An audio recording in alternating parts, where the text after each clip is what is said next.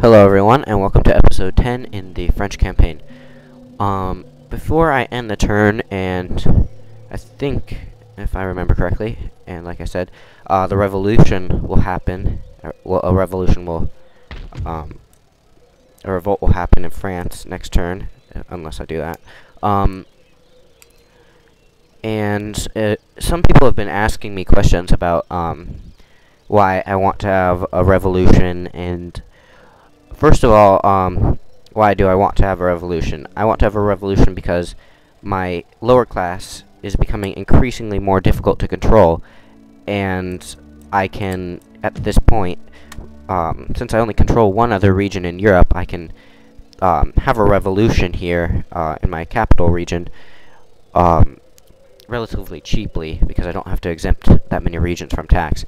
Now, for the people who don't really know what a revolution is, it's when your capital region has a revolt, and it's like any other region basically, except when it has a well, you'll see what will happen. But when it has a revolt, you can choose to become the rebels, and the AI will take over your country. And just controlling the rebel army, you have to, I would have to take Paris. And some people are thinking, like, you have to exempt all your other regions from tax and stuff like that.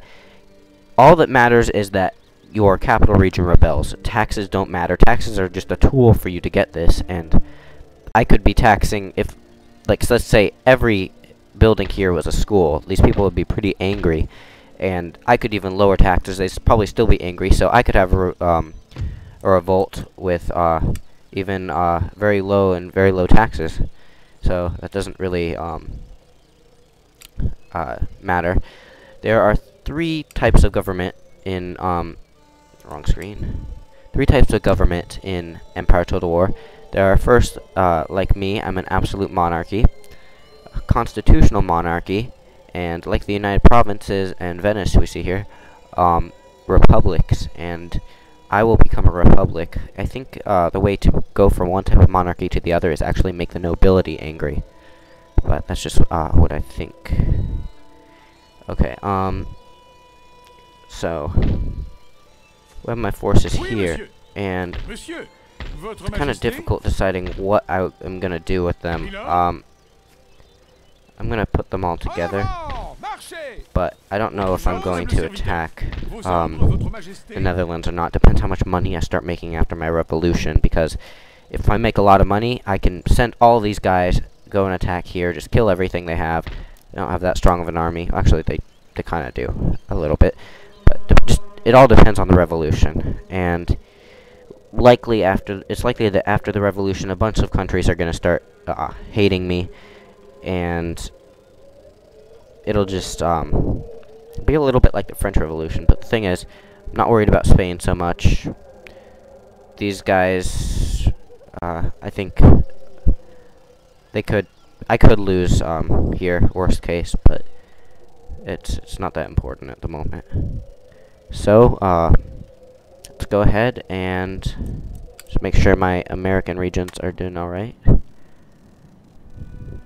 We're repairing this, and then we'll get some more trade. Are they raiding this? Oh well, they're raiding United Provinces, or something United Provinces is being raided.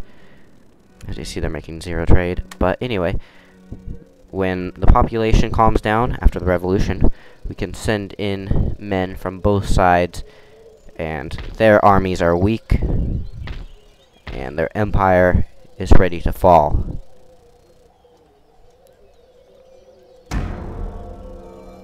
Oh yeah, and I had sent that back down. Forgot about that. And then we can start rebuilding the things they've, oh, this is bad. The things they've destroyed, I was gonna say.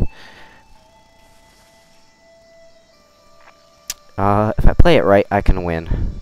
I can tell already. Hopefully there will be buildings I can garrison in, and depending on what type of enemy army this is, might or might not be a problem. Hoping it won't be. I'll take this back eventually, even if I lose it, because they can take my colonies, but they can't beat me in Europe. I feel like France's colonies are kind of like a little bit too far-reaching. It's damn it, they're too unstable.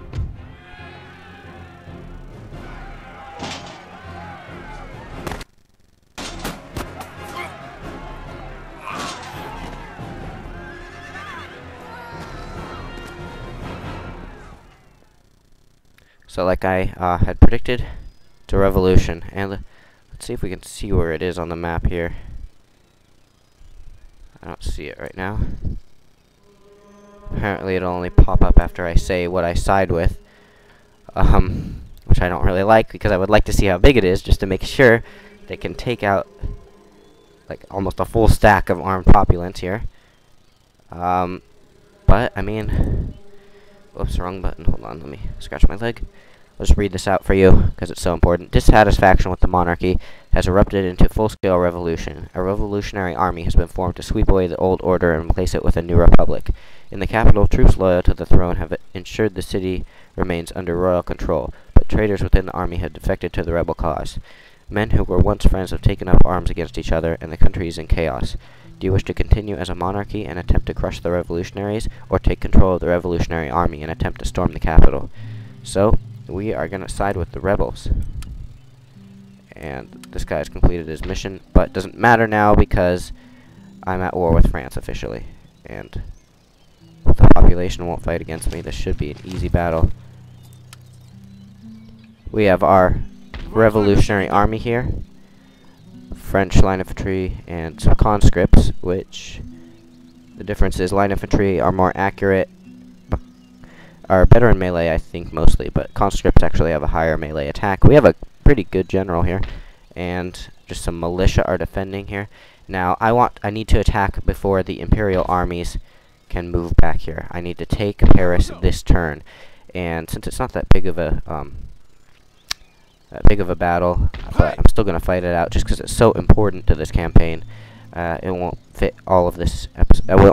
It won't fit completely into this episode, but oh well. Just gotta. I don't really want to save directly over the France file in case for whatever reason I fail, and that would cause me to lose. If you have a revolution, you take the side of the revolutionaries, or you take the side of the monarchy, and the other side wins, you lose. So, just some militia. This should be easy. We have them heavily outnumbered. Alright, so welcome to the battle, and hold on, we've got to adjust this. You can already see the enemy here, and looks like they're actually in a pretty good position. They're using this wall here. Alright, so one of these guys, we're just gonna secure this building to stay on our left flank. And why can't we do this? And actually, we're gonna make them spread out. They're gonna change their formation so that they won't take as many casualties in a fight. Actually, another left flank guard, and helping melee force. General will go here, sort of in the middle. But you see, immediately they're changing. So, you know what? That was a waste. Whoops, fail.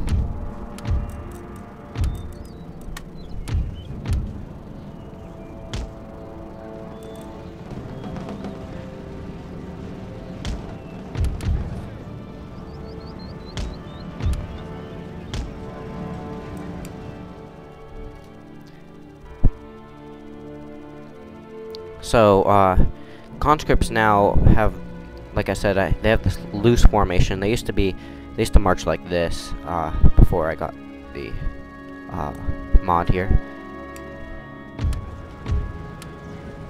But that's probably better for me if we're gonna have a ranged fight.